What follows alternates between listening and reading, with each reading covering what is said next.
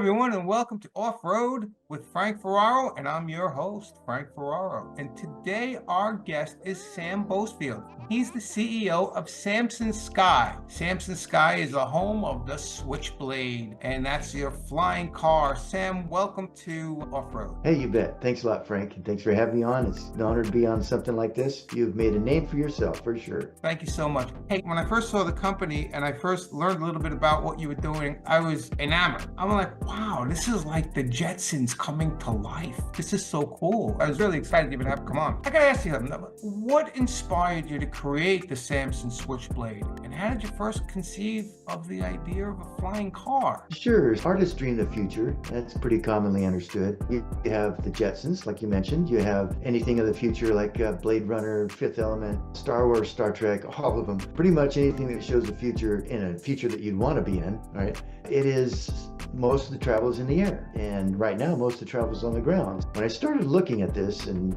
figuring out what's the future, what can we do with, I saw that in the future, of course, yes, up in the air, but right now we're mostly on the ground. How do you deal with that? For me, I figured that for a lot of years we're going to be needing something that does both. It will operate on the ground or in the air, and the reason being, say if you've got the vertical takeoff and landing vehicles, they can operate in the air easily, be just like the Jetsons, right? But the Jetsons had lots of places to land, or they had these little tubes that dropped you down, which we don't have yet. We're not there yet, no.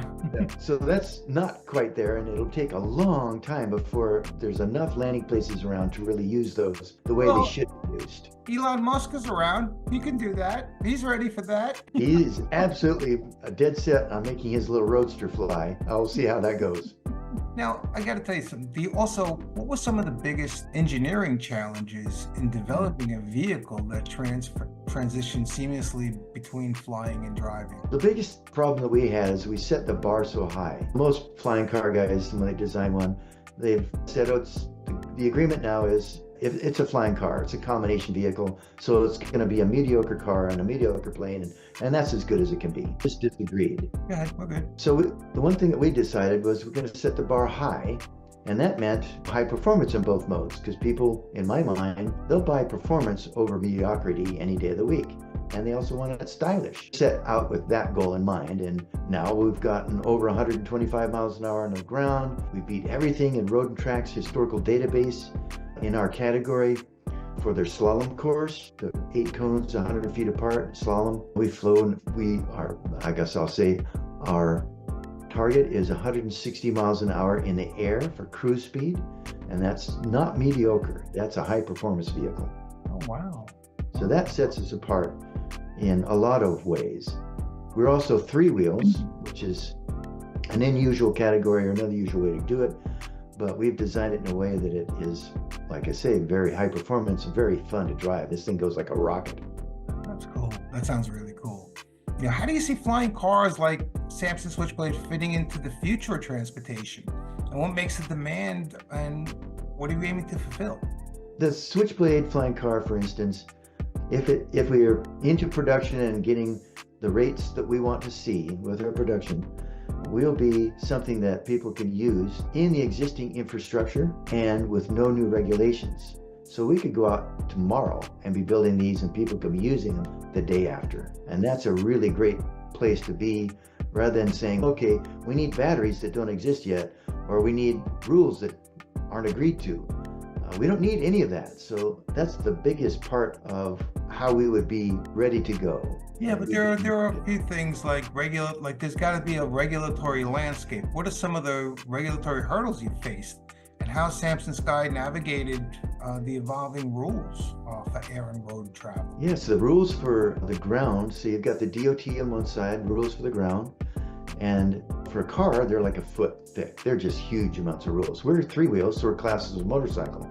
So for us, motorcycle regs are like an inch thick. They're really easy to figure, and they don't change much. You can deal with that, and we can serve the 2 masters. That's fine if they have small rules.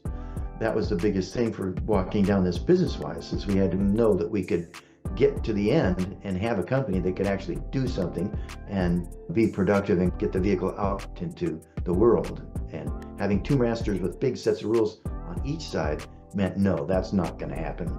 So we set it up so that we could have a future The regulations are almost non-existent for us, which is really nice. What about safety? Safety is a major concern for vehicles in the air. What innovations has Samson Sky implemented to ensure the Switchblade is as safe as possible? The Switchblade has many features which are above even what's required of a vehicle like this. We have the same thing in mind. We want a safe vehicle for people to operate. They're going to be a fully enclosed inside the vehicle like a car, and even though we're classed as a motorcycle, not required to have crumple zones, front and rear, side intrusion protection, seat belts even. We decided and looked at it like, people are going to drive this like it's a car. They're going to feel as safe as if they're in a car. We need to go that extra mile. And even though not required, we do provide front and rear crumple zones, replaceable nose structure, just like a car would. If you get in a fender bender, you can replace it and go pretty easily. And rollover protection, side intrusion, seat belts, of course. We drew the line at airbags because we couldn't find a manufacturer of airbag that would, you got airbags on the ground, that's fine. And they're very useful and helpful. But you get an airbag up in the air and you hit some turbulence and it bounces the vehicle, that airbag goes off, you can't fly anymore. That's not good. That's not good. No, that's not good. That's not good. We haven't found that one a solution yet. We're still looking. But we also have one other feature which is very critical for things in anything that flies, and it's better than most out there. And we can drive or fly. So if you're flying along and the weather turns bad in front of you, not per what the weather forecast was, you're not stuck like you are in a plane. You can just drop down at the closest airport, drive underneath the weather, and when you're beyond it, pop up the end again and keep going. So you never really stopped. We also do have a whole vehicle parachute in case you just can't manage it up there for some reason. You can push that little magic red button and down you come. Now I want one. It's safe and everything. Who do you envision your primary customer base to be? And what kind of training or licensing will they need to operate a Switchblade? At first we were thinking that and I believe it's still true, our primary market, if you will, would be the existing pilots. There's about 600,000 existing pilots in the US. And so that's a reasonable market. When we first surveyed them, we got good results at a certain price range. So that's where we wanted to go. And I think that what happened is over the years, we've found more and more non-pilots signing up for the Switchblade. And we couldn't figure it because we were only really marketing on a limited basis. And that was to existing pilots. So we did another market survey, found out that, gee, there's a big group, 2 million plus, 2.5 million, something like that. Or no, excuse me, 21 million regional travelers in the US that drive 500-mile trips or 200 to 500-mile trips each year. And out of those 21 million people, quite a number when we surveyed the group, a huge amount would get a pilot's license to get one. They would pay the price that we would need to charge for it. They would participate 1 week at the factory to get the price that they named. And those kinds of things showed us that we had a huge potential market. So we looked at that and went, wow, we have more on this than we think. Now, what about going into production? Can you share some insights into your manufacturing process and how you plan to scale production to meet potential demand? Our manufacturing has been a primary concern for us because we had to keep a certain price range, and carbon fiber is very expensive the way it's done now, especially for small vehicles. So we've searched and developed and pushed forward technologies over the past 5 years in order to be able to have something that is not only half the cost of traditional carbon fiber techniques, but also 8 times faster to make. And so far, only Boeing and Airbus have been able to utilize that type of manufacturing. But we have a pretty good list. We have, I think we're the most popular flying car in history. We have orders from 57 different countries. We have reservations, 2,300, growing daily. And we have 130 people who prepaid in advance for the earliest vehicles. So there's a lot of buy-in for this, especially now that we have the final design that looks so cool. But the main thing is that we're ready and we can do it. And I think that when we have the production going and actually I'm just fading. What's the last part of your question? What have you guys taken to meet the demand? You're good. Okay, got it. All right, so cool. So that's the main thing, is that we are moving on a production method that's not only environmentally friendly and faster. That was actually my next question. What steps has Samson Sky taken to ensure that the Switchblade is environmentally friendly and fuel efficient? We do have a hybrid electric power plant ready for full electric when we can do it. Right now, batteries don't exist that will make it possible to go high and fast and far with battery. It was still not in the Jetsons landscape yet. Still not there yet, but hybrid electric sets us up for that. So we can do that in the future as soon as it's ready. And we can do hybrid electric now with a gas motor and a generator. But the manufacturing is really where we shine in the environmental area. We do use unleaded auto fuels rather than leaded aviation fuel. So that's one benefit for sure. But the manufacturing is really great because the type of method that we use to produce the carbon fiber to get the cost and price down also is environmentally friendly in the fact that it gives off no toxic gases during manufacture like regular carbon does. So the area around the plant doesn't have to breathe our fumes. Our employees don't have to wear masks or respirators, no papa suits to protect their skin. And it's also fully recyclable at the end of life. So the vehicle being almost all out of carbon fiber, fully recyclable, and it also is no waste manufacturing because all the little chips and extra pieces, trimmings and everything else, they just get put in a pile and they use for non-structural parts. So we use our own waste, if you will. Now, the concept of flying cars has been pursued by different companies in the past. What sets Samson Sky apart in this space? The main thing that sets us apart is that obviously we're high performance and no one's really been able to do that except for us, I'll say. But we also fully protect the wings, all flying surfaces, and the propellers and everything else on the ground. So no one can access your flight equipment while you're parked and eating in a restaurant or anything like that. Very safe from that point of view, and it gives people peace of mind that they know their vehicle's in good working order when they go to use it to take off.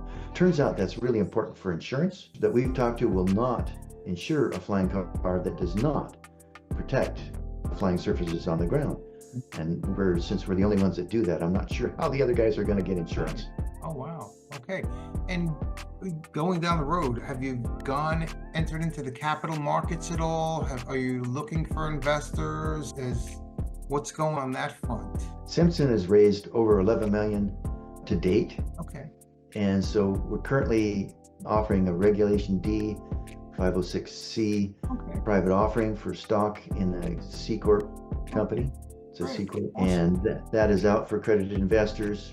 Reasonable terms. Our third-party valuation came out way higher than what we're offering this raise at. So we hope that this one goes pretty quickly and people realize that it is a very good deal. Hopefully some people from this podcast like what you have to say and come along. What about the future? There's a lot of different ancillary parts that go along with the flying car. Beyond Switchblade, what other innovations or projects are you working on that could revolutionize this industry?